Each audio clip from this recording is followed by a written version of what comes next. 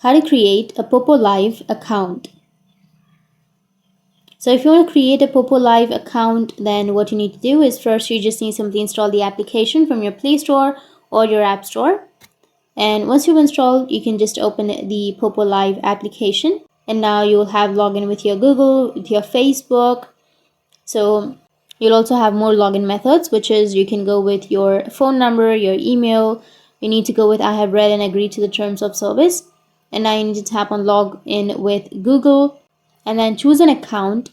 Once you've selected, now if you've already created your account with that email, then it will directly sign you into your account. But if you've not created, and if you want to create an account, then it will give you this kind of interface. So you just need simply go with agree and share. By continuing, Google will share your name, your email address, your profile picture with the Poppo Live, and you don't need to enter your username, your password, and everything again and again.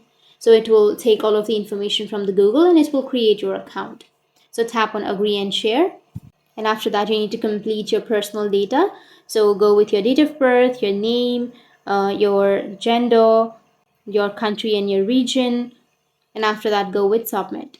Now, once you tap on submit, you can turn on the notifications. You can request the location access. That's it. Your account has been created. So that's how you can create your account. And if you have any questions, feel free to comment below. Thanks for watching.